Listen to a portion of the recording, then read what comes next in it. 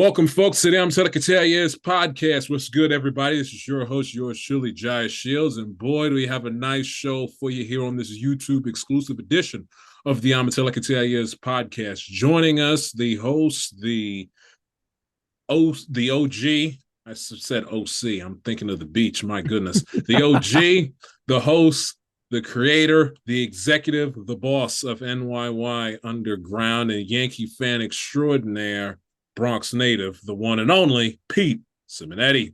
Yo, yo, yo. What's good, fam? I can't complain, man. How you doing? I can. How you feeling? I can complain. I know you can't complain. I certainly can complain, but no, I'm good, man. Thank you for having me on. Anytime, man. Anytime. Well, before we get to the World Series, let's set up the preamble. On, I believe it was September the 4th, 2 months ago, Yankees, Rangers down in Arlington. And Clay Holmes comes in and loads the bases.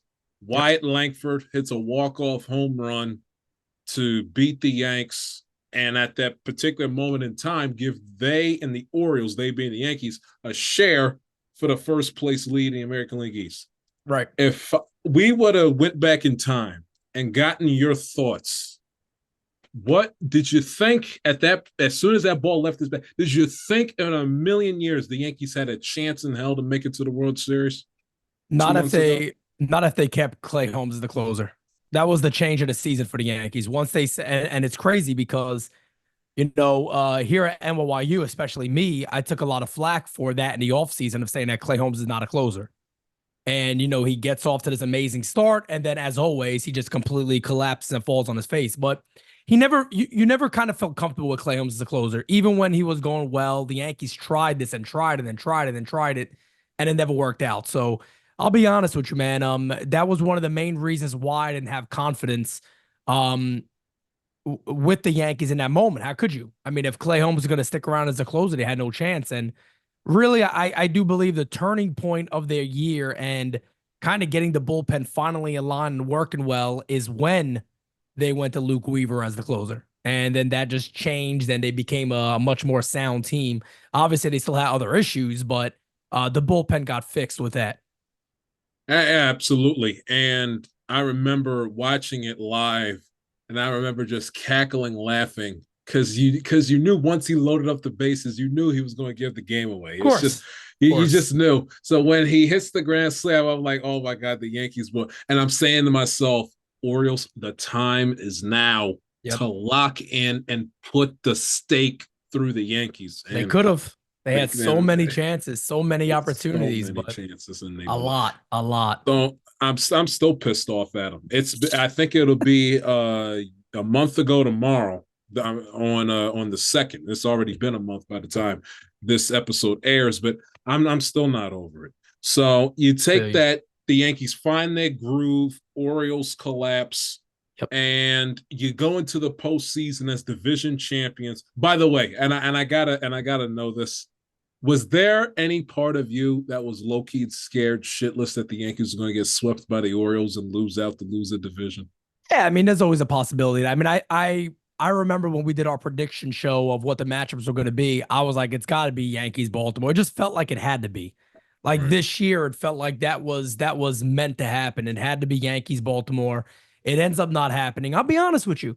So the Royals had a good chance to beat the Yankees just because all the left-handed pitching they have. They had Cole Ragans, but then they had 3 solid lefties coming out the bullpen that I think were the toughest the Yankees faced. And, I thought they had a chance. I really did. I thought they had a chance of defeating the Yankees, and the Yankees kept moving on until they got up in the World Series and then just shot themselves in the foot. And were like, all the ugliness of the regular season, want to let that come out in the World Series, which, by the way, I also predicted could happen. Yeah, we'll get to that. Does the narrative of the Yankees having a quote-unquote easy path to the World Series, calling the AL Central teams you played, the Royals, the Guardians, calling them the JV, does that narrative bother you specifically? No, it doesn't. It doesn't bother me. It doesn't bother me because I'll be honest. I'm not gonna insult those teams and say they're bad teams. I think the Royals had. I mean, based on facts, right? On stats, The Royals had some of the best starting pitching in baseball. I mean, Seth Lugo, Waka, Ragas, these guys were some of the best pitchers in the American League. Their bullpen was also no joke. Now, is their offense really good? You kind of control Bobby Witt, and you're all right. Sal Perez kills us, but they didn't have like the whole tandem working together. Vinny Pascatino's coming back from injury, so he wasn't too much of a factor. And then, the Guardians are known for the best bullpen in baseball. Emmanuel Clase just can't get us out. Regular season, postseason, doesn't matter. Whatever it is, when it comes to the Yankees just somehow have that guy's number. I mean, Aaron Judge basically did nothing. The one thing he did do was hit Emmanuel Clase. I mean, like, that's the one thing Judge was able to do. So, no, look, you got to play who's in front of you. I mean, look, you're a Baltimore Orioles fan. I think if the Orioles were in the same situation and they made it to the World Series, I think nobody would sit there and go, it wasn't easy. It was easy for Baltimore to get there. It was, nobody wants to hear it. Fact of the matter is, you beat who was in front of you. Right. You beat the teams in front of you, and that's all there is to it. I always said it the entire way when the Yankees went to ALCS and they had a lead over the Guardians. I was telling people all the time, no matter who we face in the World Series, whether it is the Mets or the Dodgers, it will be our toughest task. I believe that. I still believe that today. And I do believe the Dodgers are the best team the Yankees face. No doubt about it. Oh, 100%. 100%. Speaking of Cleveland, those 3 games. Yeah. For a series that only went 5 games, the first 2, snooze fest. The final 3 that was phenomenal. It was like it was a 7-game series. It was phenomenal baseball, man. First off, for the Guardians to fight back not once but twice to save their season from being swept. Yep. What was your thoughts when Big Christmas best nickname in baseball, by the way.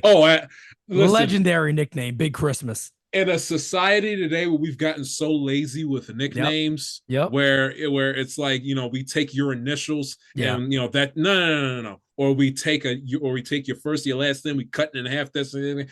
It makes my heart happy that finally, especially in sports, we have the return of a great, clever nickname. So Big Christmas is a hell of a nickname. But when Big Christmas homered and Lane Thomas went deep, what was going through your head? That was tough.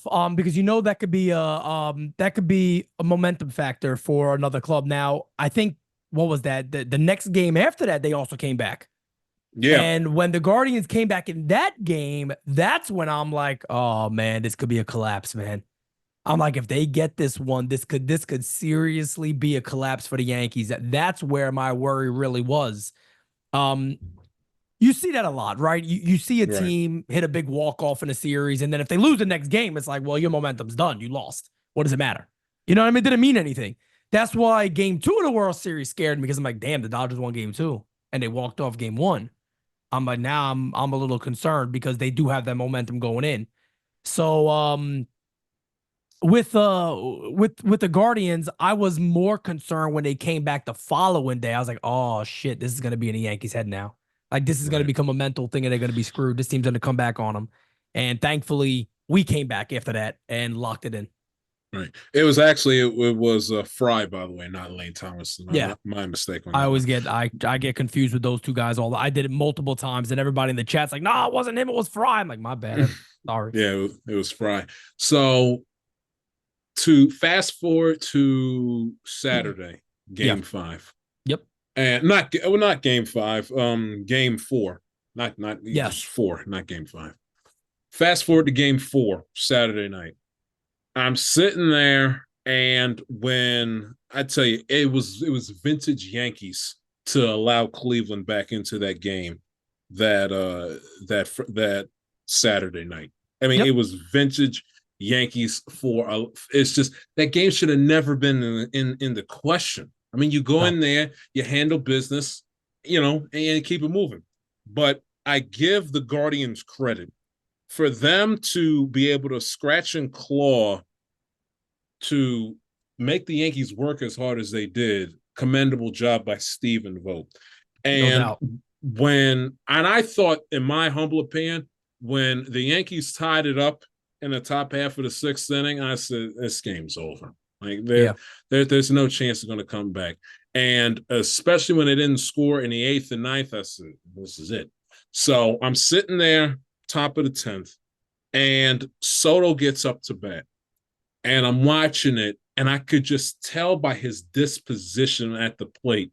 I said, this guy's got one thing on his mind and one thing only. And I'm sitting there and I'm watching with my brother, and I'm saying, that bat's not going to leave his shoulders until he gets the perfect pitch to hit Yep. that he feels he can do damage with. Yep. When Soto starts to shake his head up and down, and he's like, I got you. He was like, I got you. He's like, don't do it. He's like warning you. Don't go up again. Yeah, he's a phenomenal player, man. And for him to work that at bat, and the thing that also played into the moment too, it wasn't like he crushed it. It wasn't like off the bat, bam, it's already out. You had the chance to watch it, to see the outfield, to keep going back. It's suspense of baseball, man. It's baseball. Absolutely. Baseball's a friggin' it's a romantic game, man. I'm telling you, it's unbelievable. Yeah, and for the ball, see the ball to keep carrying, and you know me, I'm rooted for the Guardians throughout the entire series, and for me to see the ball carry, I'm like, oh my God, he's actually like, this ball's going to go, he's going to do this, and it was poetic, and it was perfect storybook for Juan Soto of all people. Yep. Not Stanton, who was the best hitter by far in the series, not Judge. It was Soto, and he takes y'all to the World Series. Well, because I understand it means nothing to y'all because you ended up losing the World Series, but to get to the World Series and to win the pennant, something that I probably will never experience with this sorry bunch that I root for, it just pisses me off just thinking about it.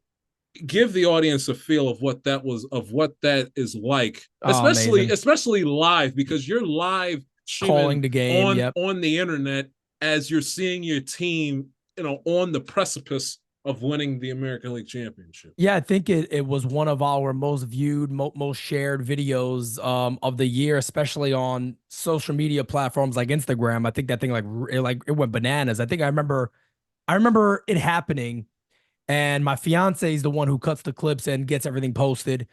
And she posted, I'm like, during the game, so I'll like pull it up, let me see how some of these things are doing. And I refresh Instagram, like 36 mentions. I'm like, damn, every single one of them was a Soto home run call. And it was just a moment right there as a Yankee fan. Who better to do it than Juan Soto? I said it the day they made the trade. I was live for 13 hours straight until the deal was done. 13 hours straight with the fan base.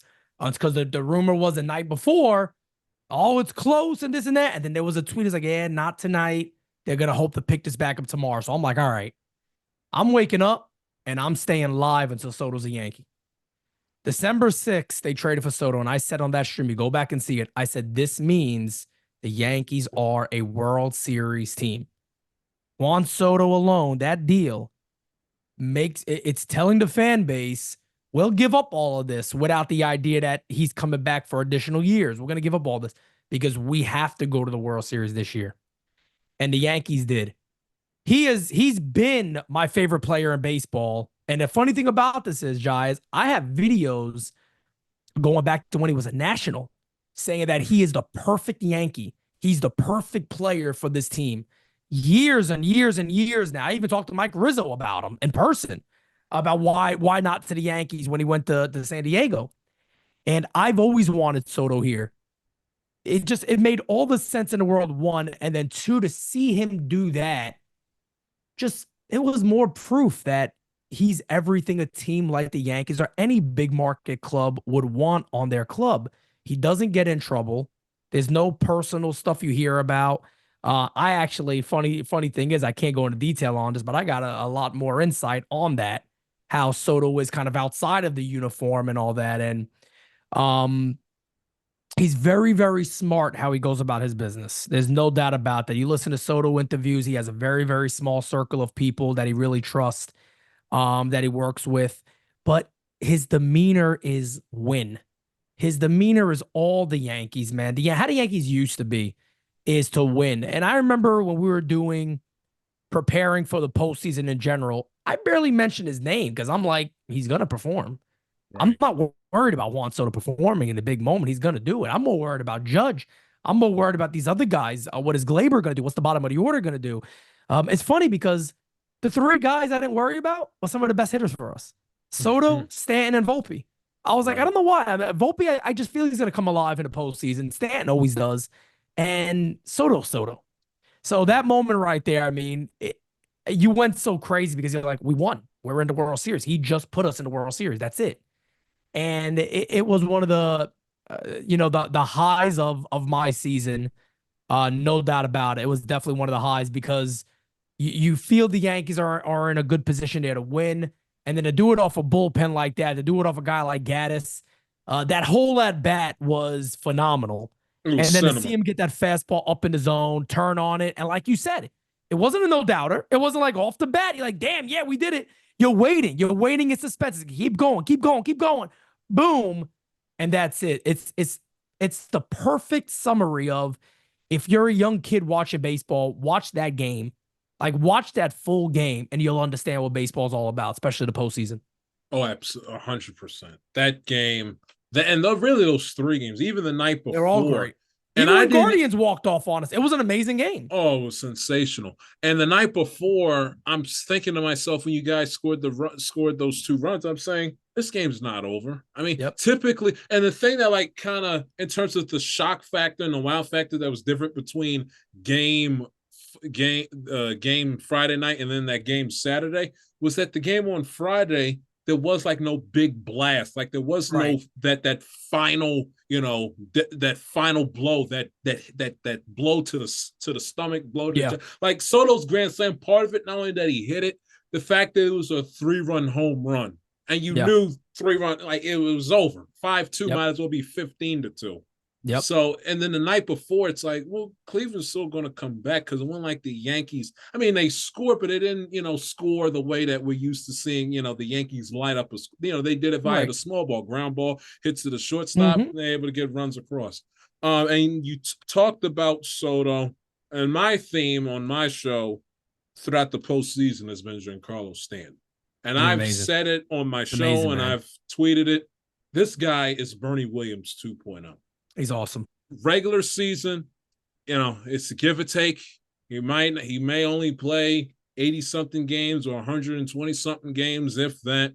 He'll frustrate you. He'll go 0 for 4 with 4 strikeouts and swing out of his shoes. Yep. But when the lights shine the brightest in the month of October, Yep. he delivers. You want him He up there. delivers. No I doubt mean, about it. he in the postseason, 273, 7 home runs, 16 RBIs, OPS of over 1,000. I mean Unbelievable. and he's among the top. What is he? Top 10, top 5 Yankee all time Yeah. in Yeah. career postseason home Yeah. runs. That's right. That's insanity. And the Yep. way that he was able to carry the Yankees, the way he carried them against Kansas City, the way he was able to carry them in Cleveland, and even the games against the Dodgers, majority of which the rest of the team couldn't hit. Who was producing? Yeah. Giancarlo Stanton. G. Who showed out in Chavez Ravine, his G. backyard? Giancarlo Stanton. Yeah. He is sensational. And he had a great year too. I mean, he really did. He had a really good regular season. If Stanton doesn't get hurt, he probably hits 40 bombs for the Yankees in a regular season, which is, Right.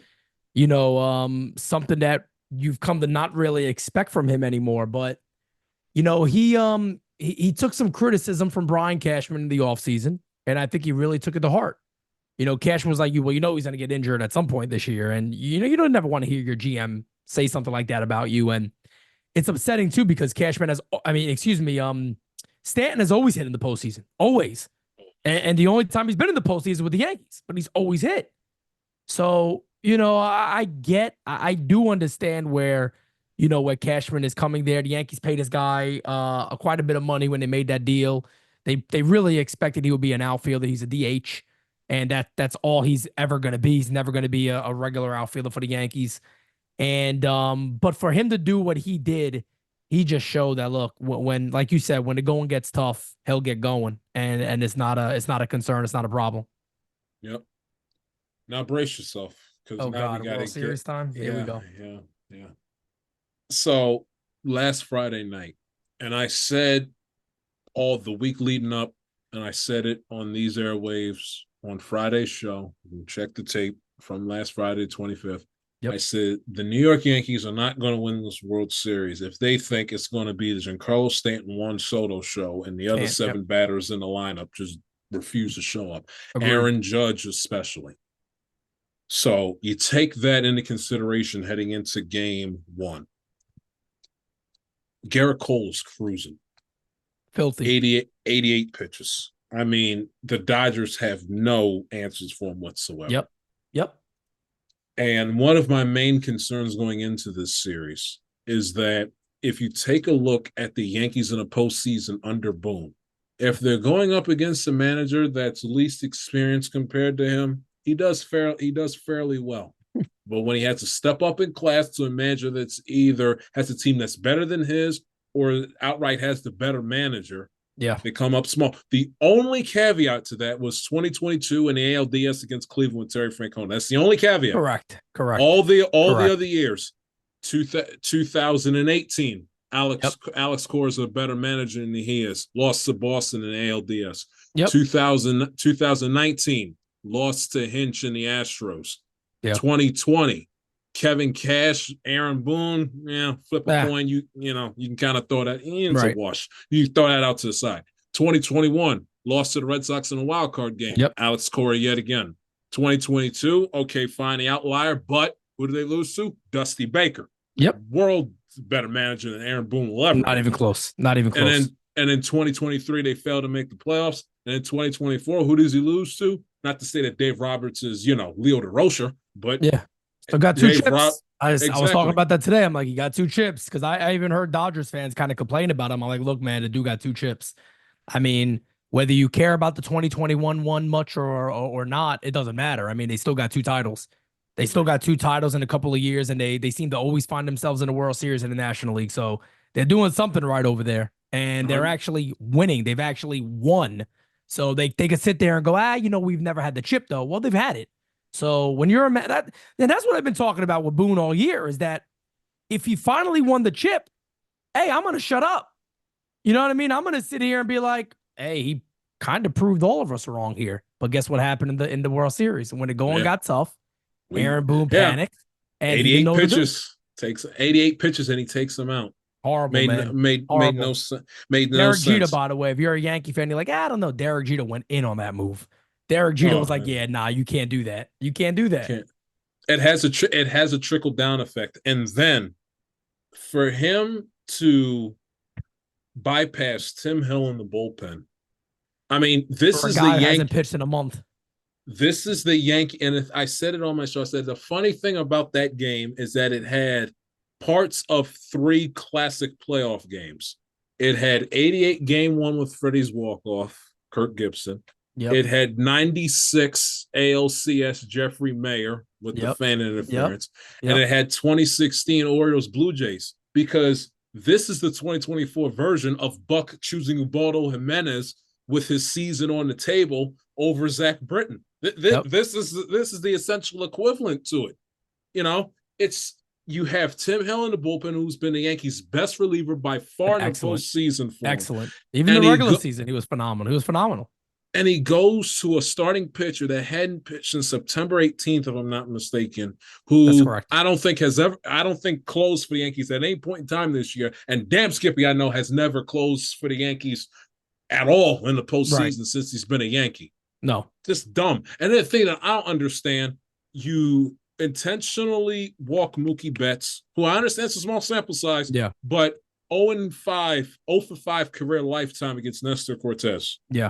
To bring up Freddie Freeman, who had ungodly numbers with the bases loaded against left-handed pitching. Knowing that Cortez has to throw a strike and he sits on a cookie and the whole place goes crazy. And the series was over right then and there. It's just the lack of a feel that Boone has for a game. It's unbelievable. It makes you laugh. It's mind-boggling. Because I said, before the World Series started, I said, and I DM'd you, I said, where is the goofball Aaron Boone that, lacks a feel for a game, bullpen management is atrocious. It continues to put the Yankees Yep. behind the 8 ball, loses some games Yep. because we didn't see that Aaron Boone at all in the Cleveland series and in the No, he Kansas did a City good series. job. I It was was giving him a flowers. I was it giving him was a flowers. I'm like, wow.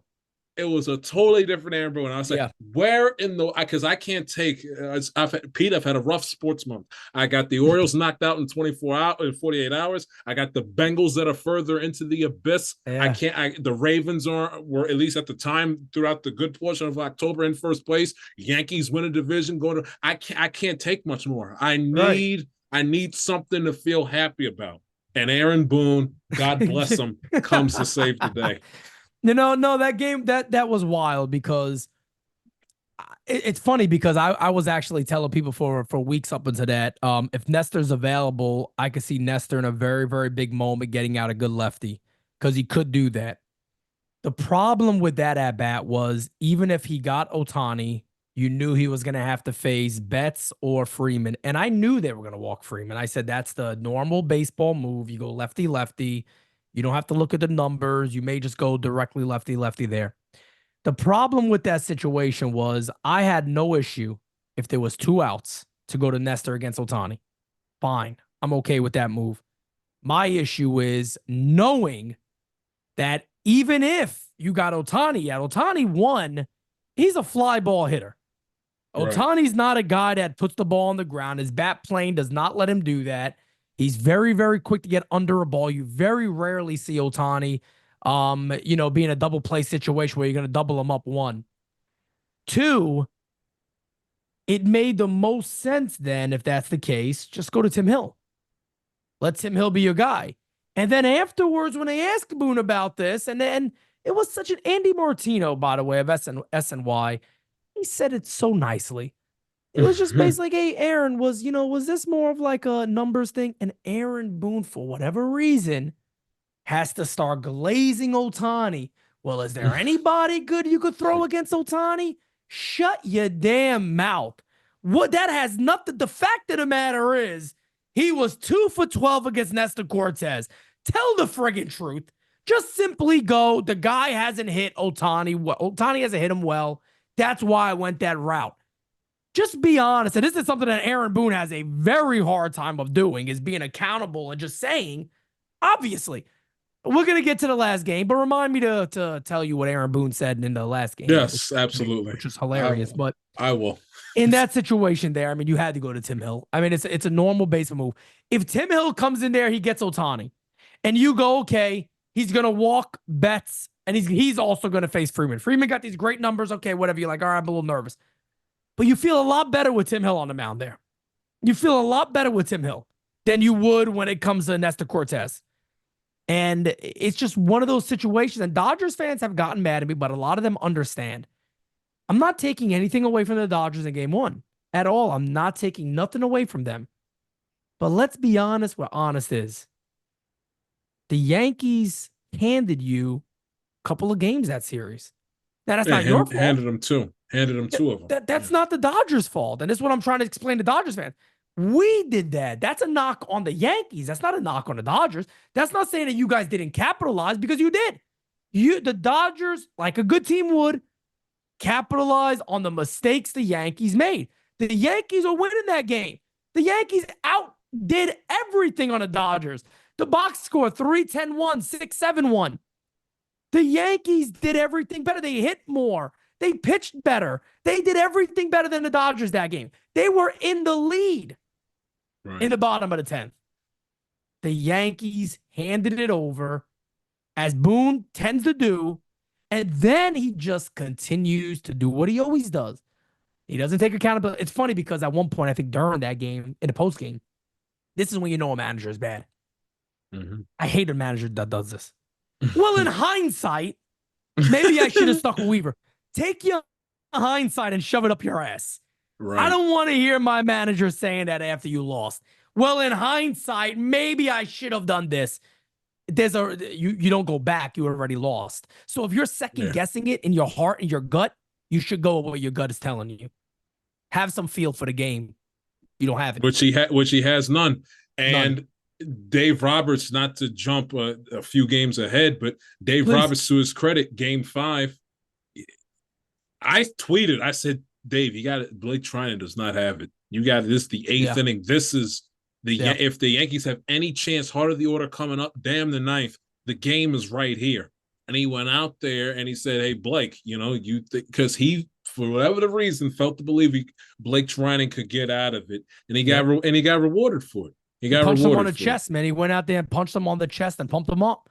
Yeah. And those are good things that managers do. And a lot of times there's little things that I look at when I look at managers and opposing managers, something I knock Boone on a lot. So I shout it out when I see other managers do it. I like a manager that's vocal throughout an entire game. I like a manager that's talking throughout an entire game. I like a manager that's pulling his guys over. I really love when a manager goes to the mound and looks at his pitcher and go, "Get him, come on! I believe you're not coming out of this game. Get him," and leaves. When Aaron Boone comes out, he's just coming to take somebody out. Like he Right. has this obsession. I got to get Clay Holmes in the game. Oh my God, I gotta get Clay Holmes in. I Like gotta when am I get gonna Clay. get when am I gonna get Clay Holmes in the game? 88 pitches. Get Holmes and get him up. Like it's like he has an obsession that he has to do it. And I think Dave, look, a lot of people are talking, I think Dave Roberts did a good job. I really do. I know he won. So if he lost, you could probably pick some things there too. But I think Dave Roberts overall, he was vocal the entire game. He was challenging certain things, even on plays that were obvious. At least Dave Roberts was barking like to get his guys back a bit. I really do, man. I respect that. I enjoy seeing it. I like how he interacts with his players. And it's something that I've kind of, I've went at Boone. I've gave him his flowers when he's deserved them. But at the end of the day, I still feel like the accountability factor, the urgency factor, the fundamentals that the Yankees just seem to completely lack under Aaron Boone since 2018. I don't know how, there's still people that support this guy being a manager. I know the players love him. That's cute. That's awesome. I'd want every player to like the manager they play for. But this has been many years in a row now where you could look at certain issues and go, it's never gone away. It's a problem. I mean, we talked about it, and we talked about it back in the summertime in July. It's Boone being a nice guy, and I said it on my show on Friday. I said, I don't care if they like Boone and him being a nice guy. That's all fine and dandy. Facts. He's not a leader. You got to be a No, it's leader facts. of men. And Dave Roberts, what you see a lot of times where coaches are continuing to talk and are active. You see that a lot in basketball and football. Head Correct. coach is always clapping, yelling, chanting, yelling out stuff to inspire, to motivate, and to coach up his players. Yep. Now baseball is typically not like that. They kind of just sit back and just let the players do their thing. But sometimes you kind of have to take on the personality of a coach from a different sport in order to get your team over the top. And Dave Roberts, he felt the pressure because there's only so many World Series he can take the Dodgers to That's right. until the Dodgers say, "Hey, you got to respond with one in a normal 162 season." Just with Boone, you don't see that on a consistent basis. And again, him being nice is irrelevant. Facts. It's a It doesn't what it have doesn't it doesn't mean nothing, man. It doesn't it's mean a a thing. I tell people all the time, sports is a what have you done for me lately business. Of This course. is what all it comes down to. Did you win the World Series or did you not win the World Series? Yep. None of this. Oh well, the American League was mid.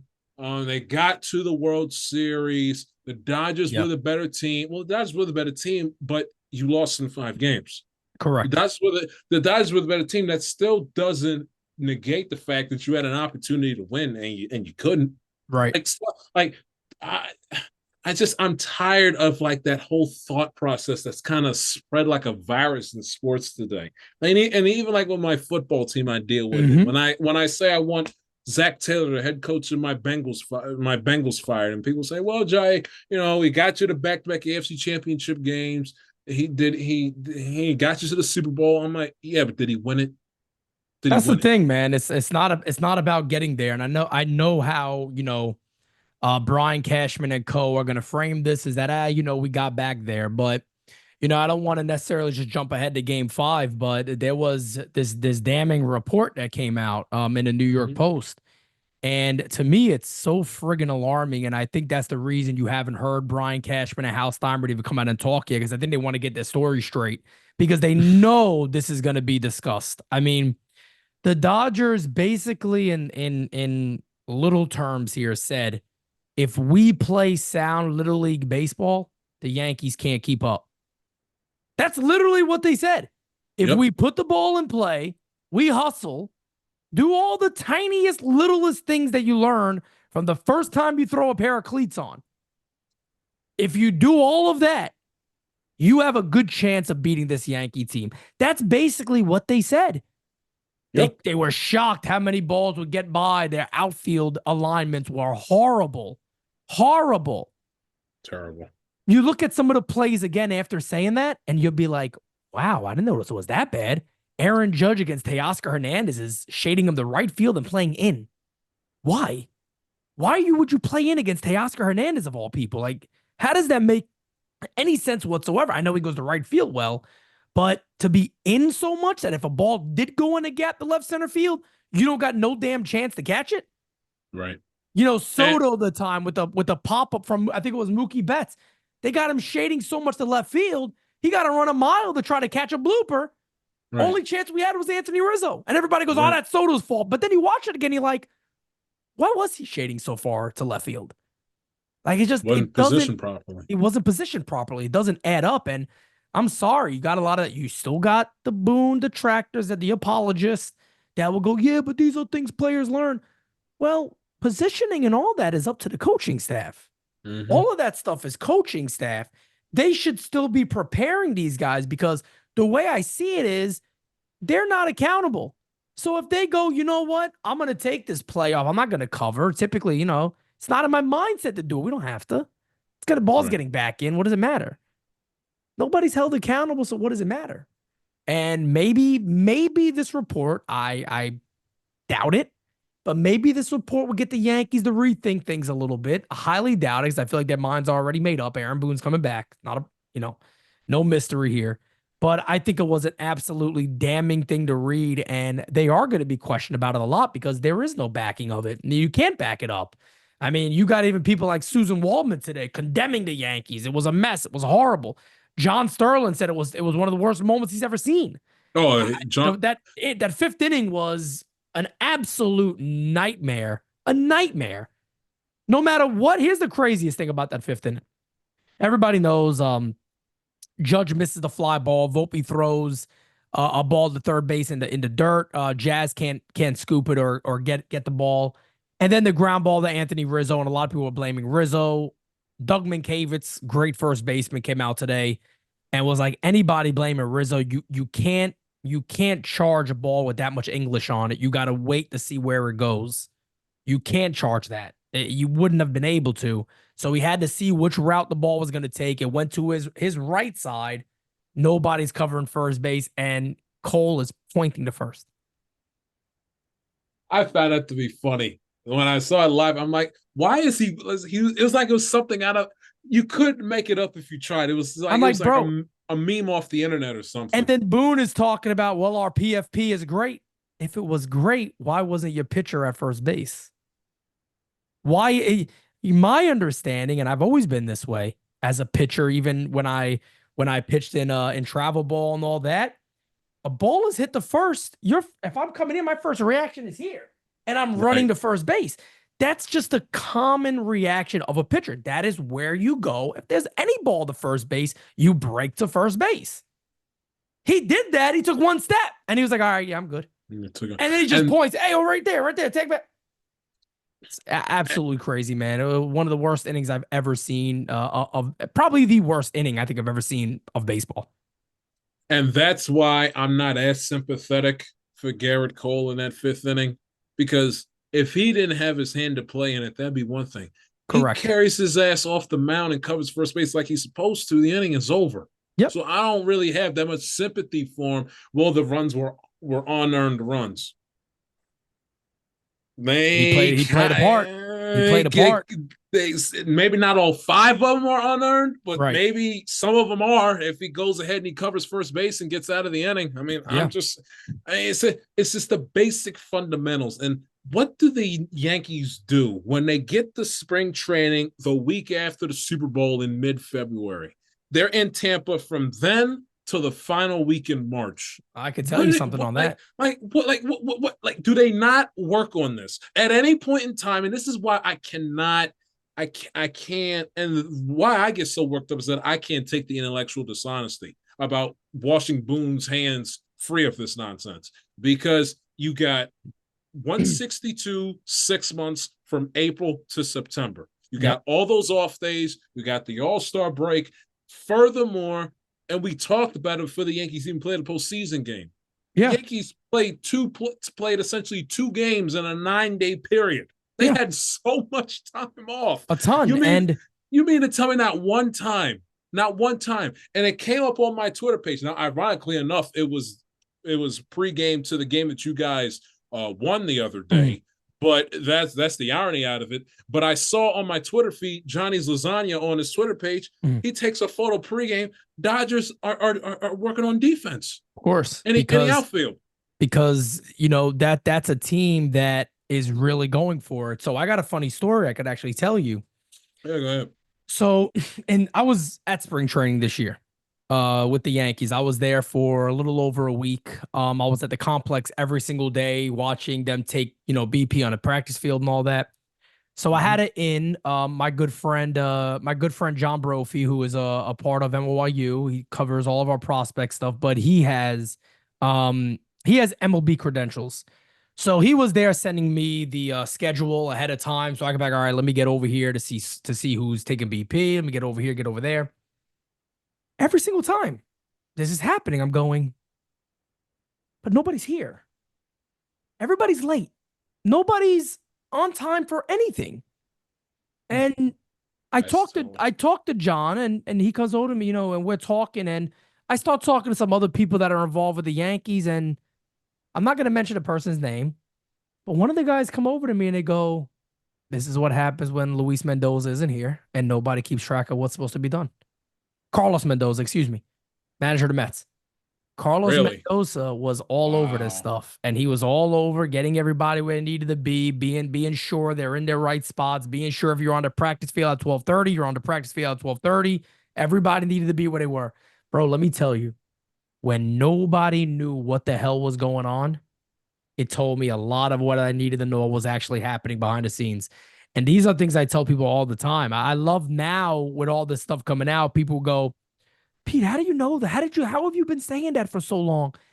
And I say, guys, let me explain something else to you all. What do I always say when people go, "Yeah, but how do you know that, Pete?" I go, because I have these and I got a brain. And a brain. I watch. All I do is watch. How do you watch this club and notice there is not something obviously wrong with them? It is as clear as day that there's no accountability. The team's not, they do not respect the manager. You can like somebody, but you don't have to respect them. You don't have to respect them because you like them and you get along with them. Doesn't mean it's a sign of respect. They don't respect this dude. It's as clear as day. They could all day go, "Nah, we love him. I'll run through a wall for this man." But you guys don't respect him enough to play fundamental baseball. Right. To make him look good. Interesting. It's just, and we talked about it in July. We said, yeah, it's the substitute teacher argument. When you use a kid, you get a substitute teacher back. Man, I like Mr. or Mrs. such and such, but you didn't respect them because you knew when they were in the room you could get away with murder. So it's just it's the yin and the yang for that. And then again, lack of fundamentals. Why in the world? And this was in game number 3 of this series. Yeah. It's bottom of the 4th inning. 2 outs. Yankees can't buy a run. Why did they send Giancarlo? The ball was hit, not hard, but sharply indirect and not deep enough into left field. I know Teoscar Hernandez is not Roberto Clemente, but literally, as soon as the ball bounces into Hernandez's glove, Stanton is just touching third base. Yeah. Yeah. And Luis that's something Rojas has done this. He's done that multiple times this year. They've done that multiple times. Did they not learn from 2021 against the Red Sox? Well, in that situation, I'm looking at that and I'm going, they're trying to be overly aggressive because nobody's hitting. And I understand that, but hindsight here, I'm allowed to use hindsight, Aaron Boone, because I'm not managing a team. So my decision didn't mean dick, to be honest with you. So I can use all the hindsight words I want. Right. In hindsight, you probably look at it now and you go, you got to give Rizzo a chance to bat there and see what he can do. I look, that's actually one of the moments where I know a lot of people are mad at me about, because I'm like, you know what? I almost get the idea of being aggressive there just because it had to be a good throw, and it was a perfect throw when you rewatch it. It was a perfect throw. And two, the Yankees weren't doing nothing with the bat. So it's almost like, bro, you got to try something here to wake this club up, and it backfired. It didn't work well. It didn't finish, so to say. But in hindsight, when you look at it now and you go, you would have gave Anthony Rizzo an opportunity to hit there, and who knows what the hell happens. It's the same thing as winning game 5. You know, Yep. I had many Dodgers fans going to me going, "Oh, but you know you would have lost." No, you don't know that. You don't know that. I mean, at the end of the day, down 3-0, what is the chance of the Yankees coming back? It's extremely low.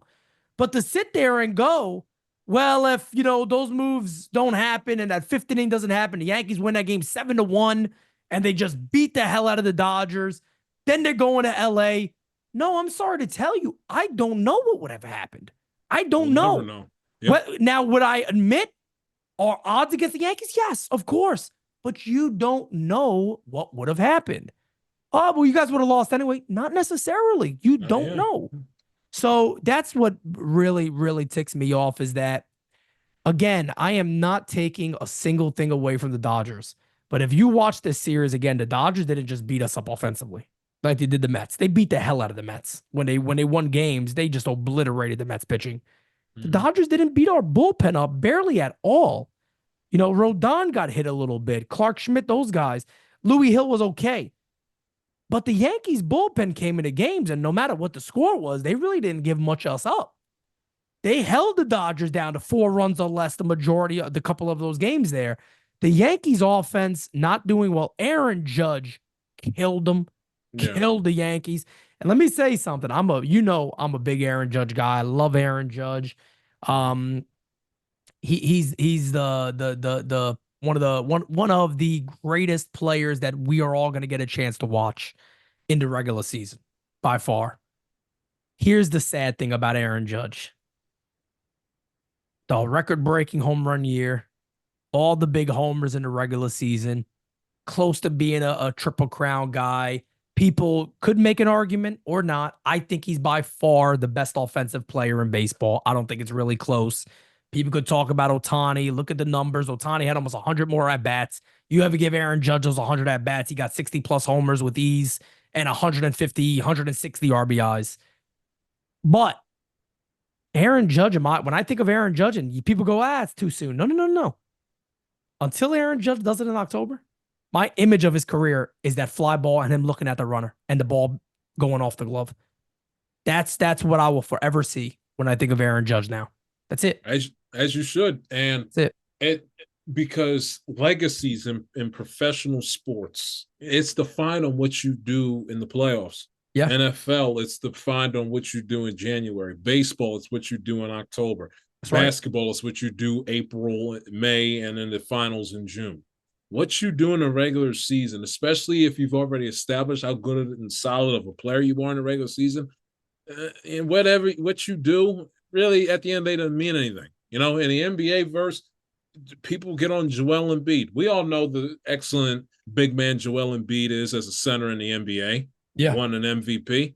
But he disappears every single May for the 76ers. And until he breaks that obstacle, it's attached to his name. Yeah. And the thing is, and you may not want to, I don't know how well versed you are in terms of the NFL, but my listeners know exactly where I'm going when I say this.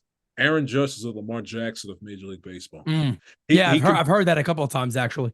He can put up all the gaudy numbers and win all the MVPs to the cows come home. Last I checked, teams don't hang banners and give out rings for MVP awards. That's right. You can put up all the gaudy personal statistics to the cows come home. Yeah. For him to turn into a completely different player, for it to be a complete 180 after October the 1st, I don't want to hear anything about 62 home runs. I agree. Roger Maris' record, MVP.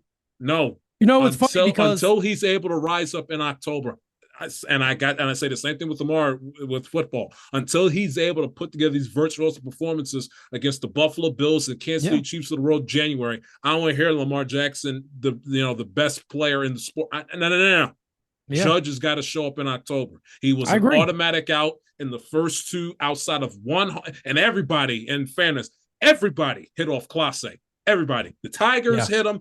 The rest of the Yankees yeah, did. Stanton yeah, hit off of him. yeah. So you can throw the Clase homer and out with the bathwater. You got to be able to show up when the team needs you the most in No October. doubt. This is the New No York doubt. Yankees World A-Rod Series. went through it for years until '09. I mean, A-Rod's one of the greatest right-hand hitters of all time. He went through it forever with the Yankees until '09.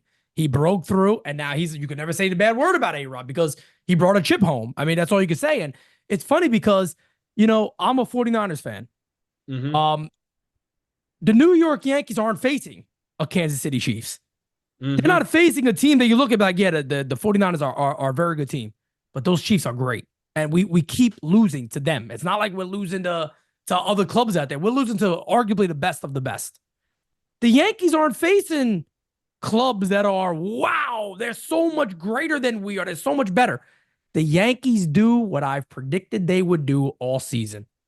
This stuff is going to come back and bite them in the ass. And I said it so many times to the point I got comments under these like, yo, they're like, Pete, that is wild that you were saying that all year, that at some moment in a big moment in October, you could see it biting them in the ass.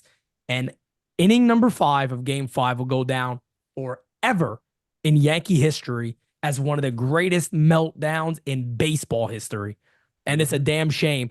And the fact that our owner hasn't said a peep, nothing, hasn't said a word, really tells you what a mindset of this organization is. Because I'm sorry, even Aaron Boone afterwards, oh, but there's such a great togetherness of this club. This club's togetherness. Those guys in there, man, I tell you, they're just so together. They're tightest group I've been around, man. Their togetherness Togetherness is under what? Togetherness under togetherness. what? Under what, Pete? I got it for you right here. I'll play it for you. Under my umbrella, hey, hey, hey. That's where their togetherness lives. And at the end of the day, can you imagine watching that inning as the Magic? You got eliminated.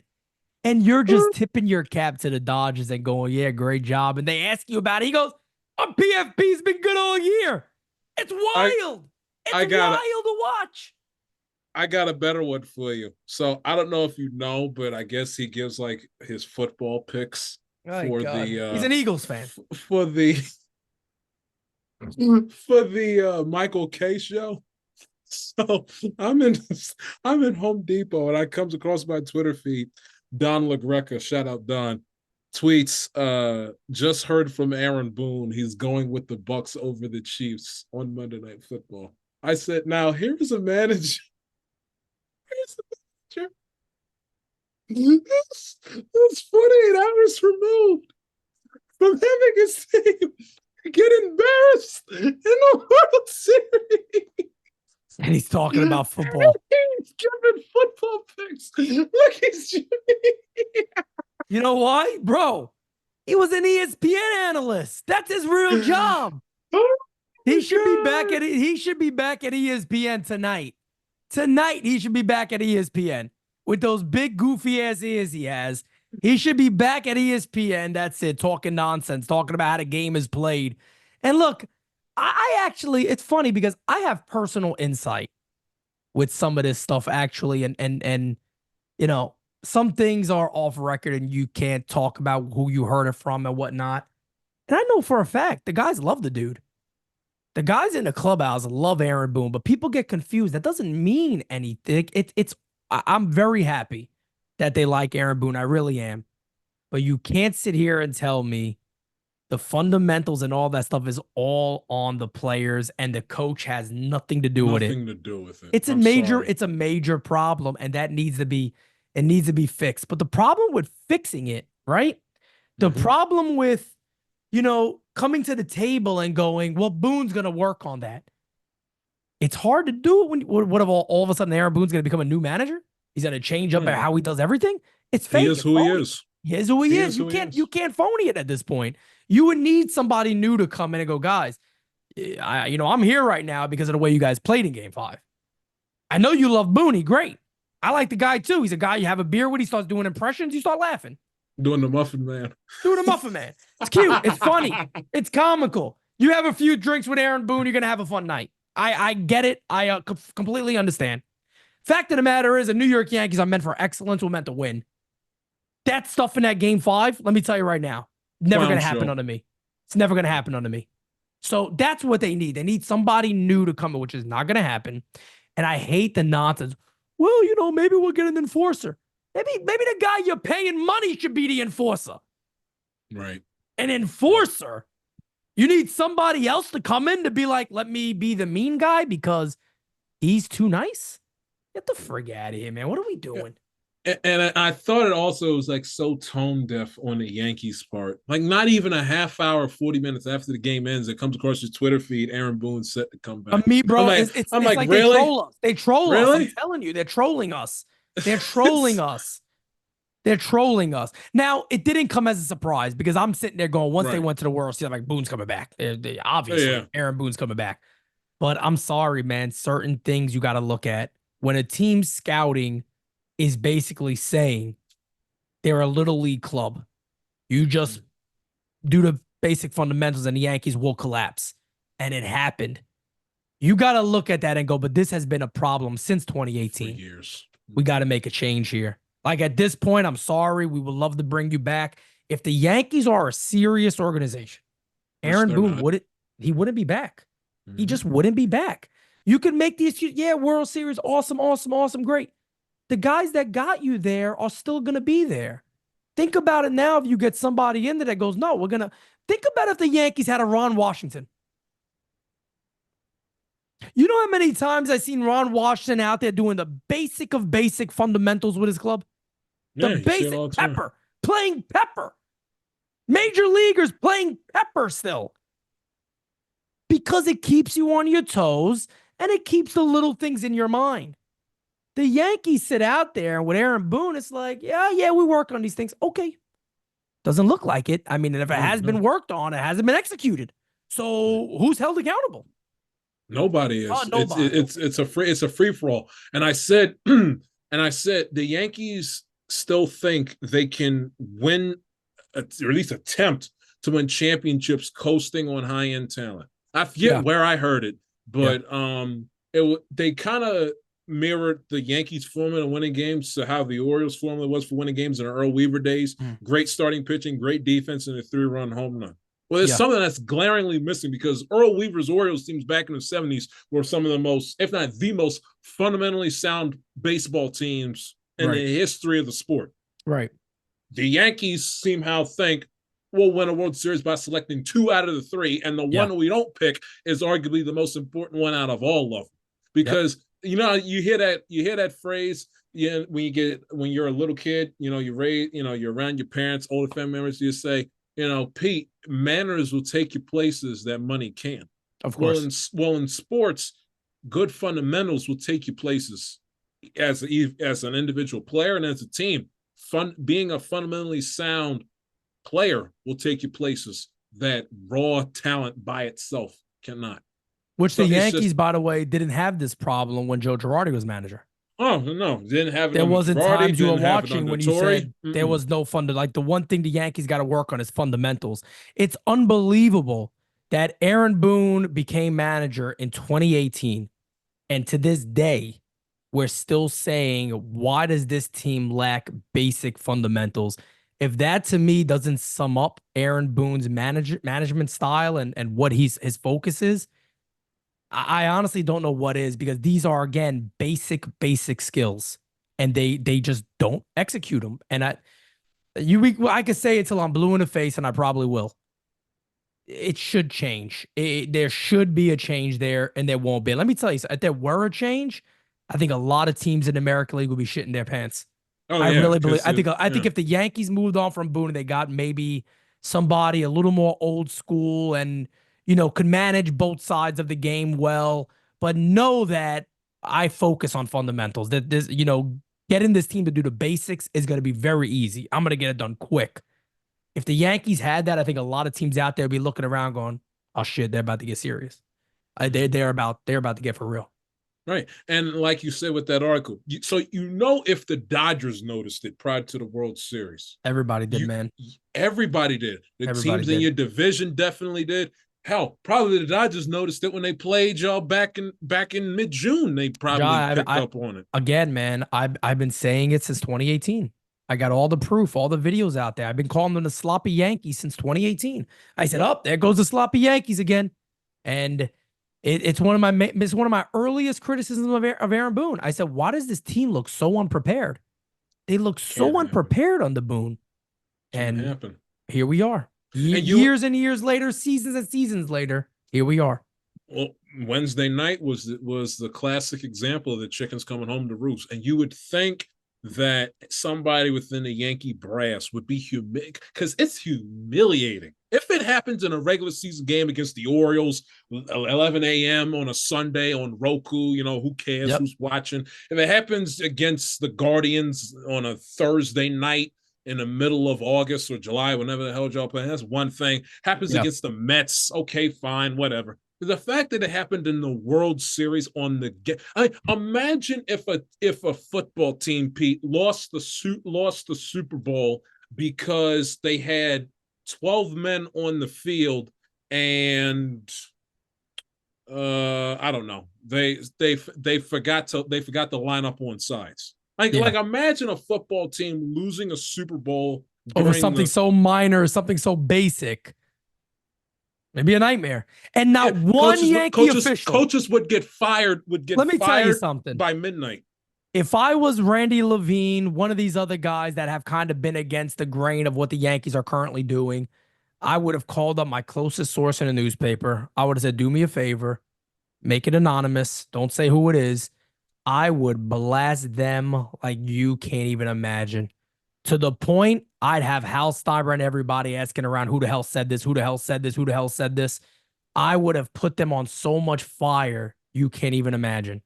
You can't even imagine. Because I guarantee you, that clubhouse, the Yankees, the players that actually cared, they don't give a shit about your togetherness. We just lost. You're talking about togetherness? Togetherness. Together we lost. You're right. Together, Cole, Rizzo, Judge, Volpe, Jazz, together, they blew that fifth inning. Together. Cute. That's cute for you guys. We're going home. We're going to go meet the Mets in Cancun tomorrow. Right. And there's no guarantee that the Yankees, you have it. The last year's World Series participants didn't make it back. Didn't make it back. So there's no make it guarantee. Back for another, you don't know if you're even going to get there in the next 10 years. There's no guarantee. Yep. Real quick. Does Soto stay or does he go? He stays. Stays. Yeah. I have a very tough time believing he does go. Now I'm saying that with the belief that the Yankees are going to actually come to the table in the correct way. I was told that here's basically the deal. I believe, and I would say some fairly good sources on this, that Soto wants to stay a Yankee.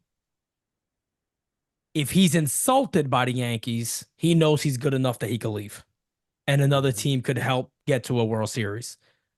He's about money. He wants money, but that a lot of people saying he's going to take the top dollar. He very well could. But from what I know and what I've heard, he wants to be in a winning situation.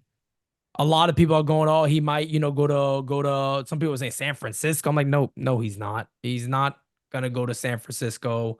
He's going to go to an East Coast player. He's an East Coast guy. Look, he loves New York. I know that.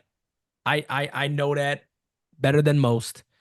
He loves New York. He loves being in New York, but he's not going to be insulted by the Yankees. So if the Yankees came out and throw, hey, we're going to give you, 525 over this, and the Mets are out there like, yo, we'll give you 625, 650, he'll go to the Mets because he could win with them.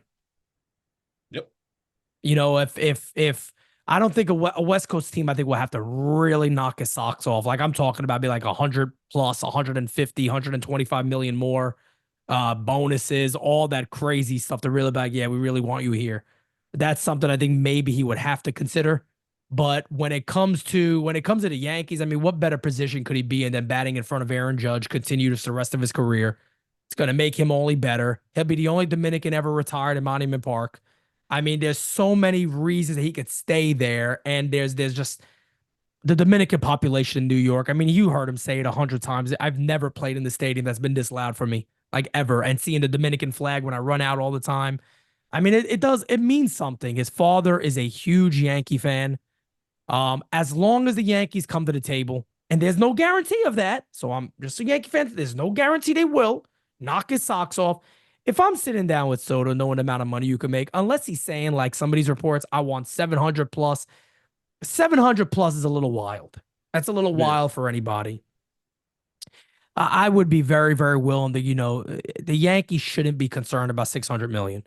You could extend that thing to 14 years if you want. Extend it as far out as you want. Who cares about the final couple of years?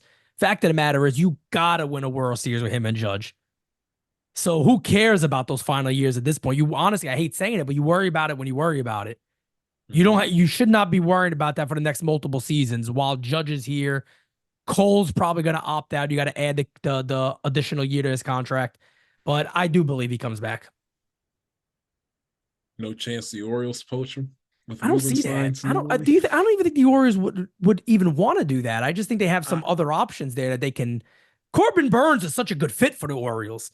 I'd do everything in my power to keep Burns. I mean, I really would. If I'm Baltimore, I'd do everything that guy wants to make him anchor my staff. I think he's a perfect fit. I'll get your opinion on this. You think Anthony Santander could have the same season again? Or do you think it had a lot to do with a walk? Because he kind of sold out batting average for a little more pop, which is understandable in today's day and age. But do you think he's a guy that Baltimore is going to be willing to back up a Brinks truck for, and he's going to pop 40-plus homers again next year? Considering the fact that he switched hits, I think it plays a big part. Especially in Camden. Right. Rule 5 guy, been here since 27. He goes all the way back to the Buck days. He low-key's been here a long time. Would you be comfortable with them giving him a large contract? Not if I can get Teoscar Hernandez. Okay. And that's kind of what I'm saying. Like, is there somebody else out there? Yeah, it's going to be interesting, man. Baltimore's going to be interesting, I think. I would like to have him back, but if you mean to tell me that I could make a play at Teoscar Hernandez, a guy that kind of gives me a little bit more, who's on, I'm at the point, Pete, where I'm willing to say goodbye to realistically anybody but the young bucks that just got here in order for us not to crash and burn in the postseason again. I'm at that point. Who's the breakout young player for Baltimore next year? Who you think has a better year, Holiday or Kerstead? Kerstead. I agree. I think he's going to have a monster. I've been telling people all this year. I'm like, that guy's going to have a monster year next year. He'll make the opening day roster, and you might be in a situation where you'll have 3 years in a row or an Oriole player win Rookie of the Year. Yeah. So how he looked leading up to when he got hit in the face in July. Yeah. I mean, he was Jackson Holiday has to prove to me that he's got a little bit more, hair on his chest. You think there's there's probably no possibility they look at that Scooble deal again with him involved. I don't think that'll happen. No, it's done. Especially that the Tigers made the postseason, got to a Game 5. Yeah, there's no way. No. No, not a chance. Pete, agreed. Give one more time for the road. Give me the Aaron Boone cuts. You got it, man. I hate hearing it. Under my umbrella. Hey. Do I have? I think I actually. You have the bullying one? No, I hated it so much I took it off. I took it down. I couldn't hear it no more. Oh, man, it's going to be interesting. We'll see what happens, man. Absolutely. Pete, he did a phenomenal job for us throughout the entire baseball season. Hopefully my team won't crash and burn so we get to see him in October for a change in 11 months' time. The one and only Pete Simonetti. Follow him on Twitter at Simonetti Source. Follow his company on Instagram, Twitter, everywhere. And subscribe to him on YouTube at NYY Underground. The one and only Pete Simonetti. This has been another episode of the I'm Tillicatalias podcast.